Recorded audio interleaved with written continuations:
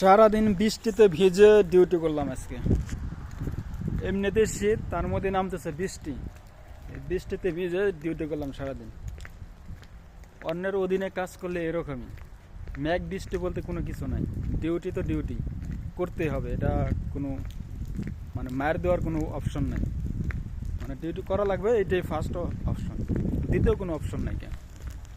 তো দেখেন পুরো সারাদিনই বৃষ্টি একভাবে, এই বৃষ্টিতে ভিজে ভিজেই ডিউটি করলাম সারাদিন।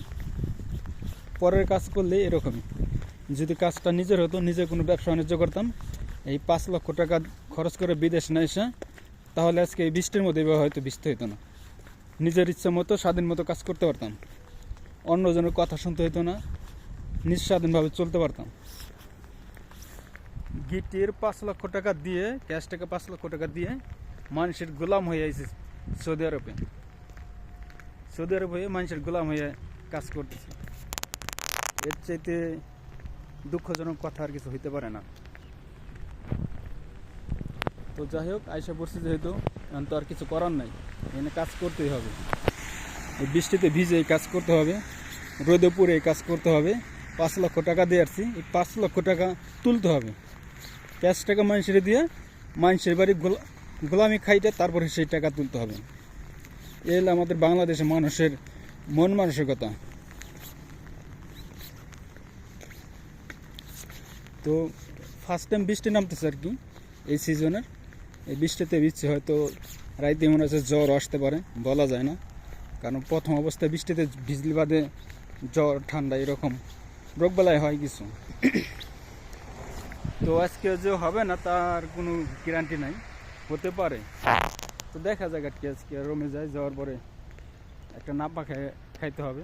হয়তো যদি নাপা খাই, আগে যদি কিনা ওষুধ খাই থাকি, তাহলে হয়তো রোগটা না হইতে পারে এরকম। তো আল্লাহ ভরসা, দেখা যাক আল্লাহ কী করে, সুস্থ রাখে কিনা। যদি সুস্থ থাকে তাহলে অবশ্যই কালকে ডিউটিতে আসুন, আর যদি অসুস্থ হয়ে যায় তাহলে তো ডিউটি তারপর আসতে হবে। কারণ এখানে সুস্থ অসুস্থ বলে কোনো কথা নেই, প্রবাসীদের সুস্থ অসুস্থ বলে কোনো কথা নেই। ডিউটিতে আসতে হবে, ডিউটি করতে হবে, কাজ করতে হবে, এইটাই, এর বাইরে আর কিছু নাই। কাজের বিকল্প আর কিছু নেই এখানে। আর কি টাকা দিয়ে কাজ কিনে নিয়েছি, মানুষের বাড়ি কাজ কিনে নিয়েছি আর কি টাকা দিয়ে। তো দেখেন চারপাশের পরিবেশটা খুবই ভালো। এখানে বৃষ্টি নামতেছে, একটু গুঁড়ি গুঁড়ি বৃষ্টি, গাছপালা আছে, অনেক সুন্দর একটা পরিবেশ, অনেক সুন্দর একটা পরিবেশ দেখতে পারতেছেন আপনারা।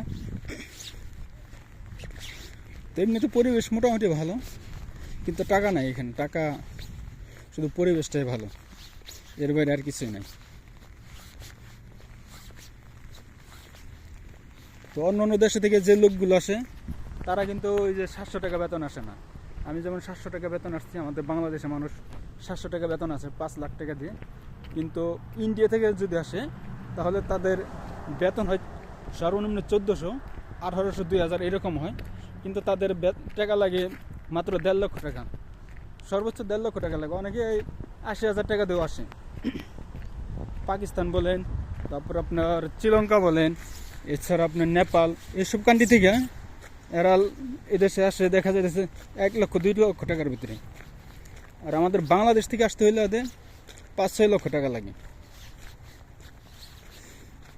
এ সবই সিন্ডিকেট, দালালদের, এরা হয়তো আপনারা জানেন। এদের জন্য আজকে আমাদের এই অবস্থা। এরা যদি এরকম না করতো, তাহলে তো আমাদের অবস্থা এরকম হতো না। এই দালালদের জন্য আজকে আমাদের এরকম দুর্ভোগ পোহাইতে হয়। তো ভালো থাকবেন, আমি অফিসে চলে আসছি, এখন আমি ফিঙ্গার দেবো, ফিঙ্গার দিয়ে আমি রুমে যাবো আর কি, ফিঙ্গার দেওয়ার জন্য আসছি। তো আজকের মতো ভিডিও এই পর্যন্তই, দেখা হবে পরবর্তী কোনো ভিডিওতে। আল্লাহ হাফেজ।